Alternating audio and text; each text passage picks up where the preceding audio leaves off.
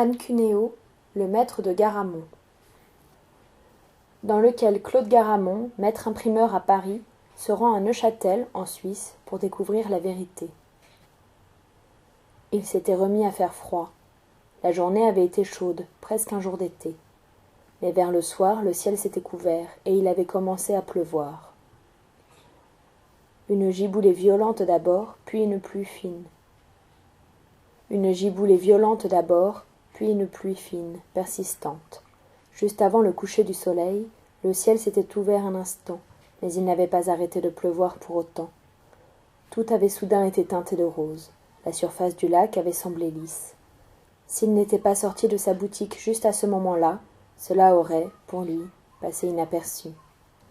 Il avait grimpé jusqu'à la collégiale, ses épreuves sous le bras. Normalement, il les aurait fait porter par l'apprenti, mais ce texte-ci était particulier. Il aurait voulu en discuter un passage avec le ministre Marcourt. Traduire la Bible, c'était une aventure périlleuse dans certains coins du monde. Ici, à Neuchâtel, c'était simplement très difficile. D'autant plus difficile qu'ailleurs de grands hommes s'y étaient déjà attelés, et qui n'étaient pas, ou pas encore, certains qu'on allait pouvoir faire mieux. Il était allé frapper à la porte de la cure. Maîtresse Marcourt était venue ouvrir en personne, un petit enfant accroché à ses jupes. C'était à chaque fois un étonnement, la jeunesse de cette femme aux côtés d'un mari qui paraissait vieux, plus vieux qu'il n'était probablement. Cela se voyait, et même souvent, pour les mariages arrangés entre riches, mais en la circonstance ce n'était pas le cas. Marguerite de Crâne avait épousé Antoine Marcourt de son plein gré. Il n'est pas là, avait-elle dit dès qu'elle l'avait vu, sans lui laisser le temps de placer un mot. Encore une surprise. Elle était aussi vive que Marcourt était lent, majestueux, sauf lorsqu'il prêchait, car il était alors tout feu tout flamme, et, à bien y réfléchir, il devenait alors le digne époux de cette accorte personne. Je vous laisse ces épreuves. Vous lui direz d'examiner le passage que j'ai marqué. Il me semble que nous n'y sommes pas fidèles à l'original. Je lui dirai. En rentrant, il était passé par l'octroi pour voir, on ne savait jamais, si les balles de papier qu'il avait commandées étaient arrivées ou si elles n'avaient pas été retenues. Rien. Si le papetier n'y mettait pas bientôt du sien, il n'aurait plus de quoi travailler. La nuit était presque totalement tombée lorsqu'il s'était retrouvé devant l'imprimerie. On percevait à travers le volet le tremblement des chandelles. Un bruit de sabots. Et soudain, surgit de l'ombre, un homme enveloppé d'un grand manteau, capuchon jusque sur les yeux, tenant son cheval par la bride. Il s'était arrêté net en le voyant. « Bonsoir, messire » était sorti de cette masse sombre, une intonation étrangère. Pas un Neuchâtelois et pas un Genevois. L'étranger venait de France. « Bien le bonsoir à vous. Je cherche l'imprimerie de Pierre de Wingles. On m'a dit que c'était par ici. » « Eh bien, vous avez trouvé et l'imprimerie et Pierre de Wingles. Que puis-je pour vous ? » « Je m'appelle Claude Garamond. Je suis maître imprimeur et je viens de Paris pour vous voir. » « Entrez donc, maître. Il est inutile que nous nous entretenions sous la pluie battante. » Il avait ouvert la porte, et dans la lumière il avait vu que l'étranger avait le visage lisse sous la barbe et le corps agile, la trentaine peut-être. Il avait attendu que Claude Garamond attache sa monture et détache son porte-manteau. Il l'avait fait entrer. Son atelier était petit, un compositeur, un encreur, un pressier, un apprenti, et lui-même qui préparait les textes avec l'aide de quelques-uns des savants réfugiés, comme lui, dans la région depuis les persécutions. Claude Garamond s'était défait de sa cape. Il n'était peut-être pas aussi jeune qu'il avait paru au premier abord. Au coin de ses yeux, il y avait de ces rides légères qui trahissent la maturité ou, parfois, la douleur. Le visiteur ne devait pas être loin de la quarantaine, après tout, bien qu'il n'y eût pas plus de fil blanc dans son épaisse chevelure brune que dans sa courte barbe. Pas grand, mais exhalant énergie, force décidée, et comme de la rage contenue, aurait-on dit. Il l'avait fait monter à son logis, l'avait fait asseoir, avait envoyé la servante préparer la chambrette où l'on recevait régulièrement les évangéliques venus faire imprimer un texte qui serait interdit en pays catholique. Il y en avait tant, depuis que lui-même avait fui Lyon, au point qu'il avait fini par se demander s'il n'était pas temps d'agrandir l'imprimerie. Il était prêt à parier que l'étranger ne voulait pas autre chose. Tout au plus demanderait-il à imprimer lui-même. La servante était redescendue et avait servi à l'hôte le ragoût que la famille avait mangé plus tôt dans la soirée. « Tenez, mon bon monsieur, nous l'avons bien réchauffé, cela vous réconfortera. Le temps a failli se mettre au beau, mais il s'est ravisé.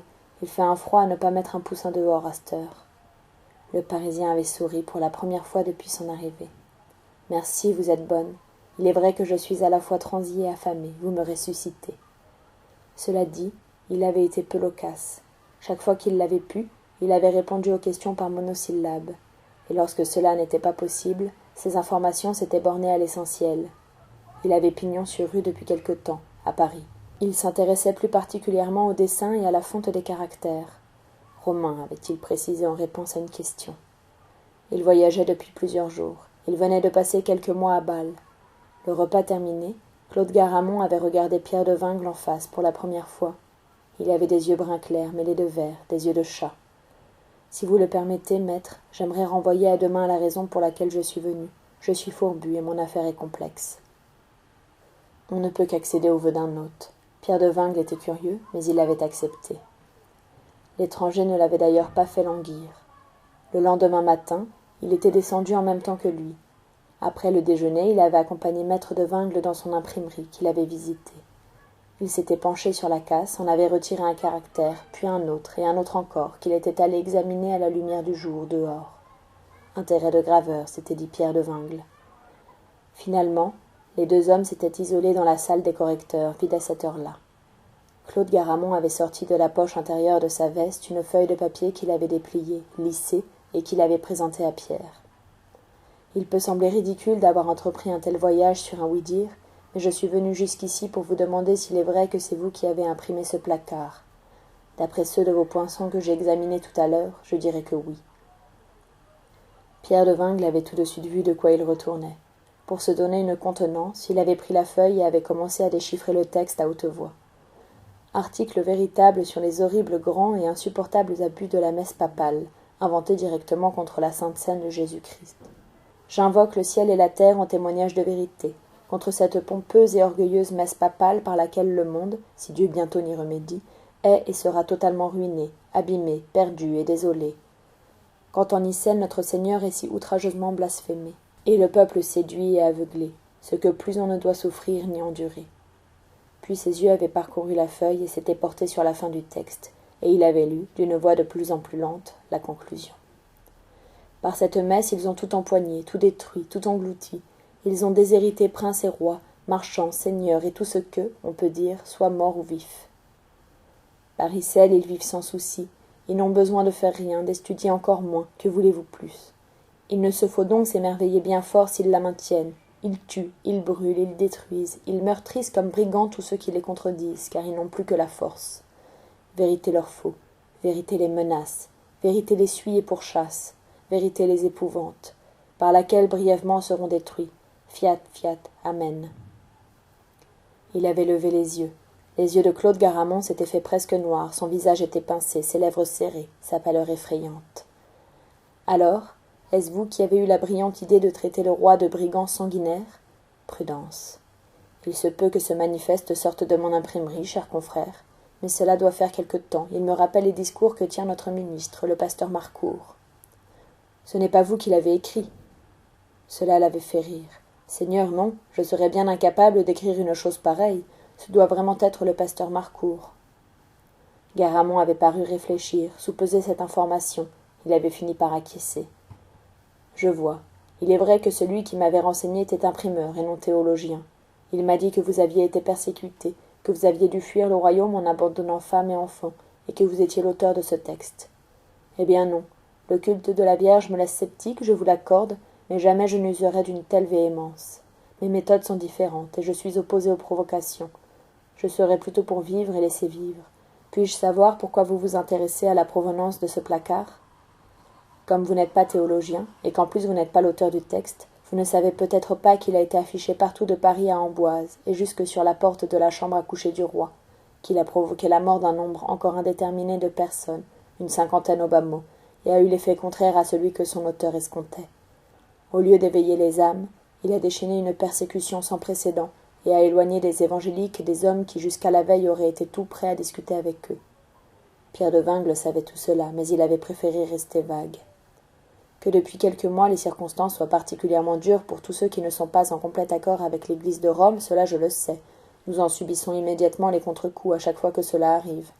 Les gens viennent prendre refuge en pays de Neuchâtel, en pays de Vaud, de Genève. Et même lorsque, pour une raison ou une autre, ils vont en pays de Berne ou de Bâle, Il passe par ici, et il raconte. Et vous ne vous êtes pas rendu compte que la dernière vague avait pour origine ceci » Claude Garamond avait frappé le placard avec violence. Pierre de Vingle avait esquivé la question. Plusieurs savants, Pierre Olivetan en tête, préparent une traduction de la Bible, et je sais que cela peut provoquer une tempête. Les deux hommes s'étaient regardés en silence pendant une petite éternité. « Et quelle est la raison qui vous a poussé à venir jusqu'ici, maître Garamond » Claude Garamond avait dû faire un effort pour parler. Cela s'était vu à la tension de son cou. L'homme qui a été accusé d'avoir imprimé ces placards était mon maître, celui qui m'a appris le métier et m'a traité comme un fils. Depuis, il était devenu l'époux de ma mère. Une pause.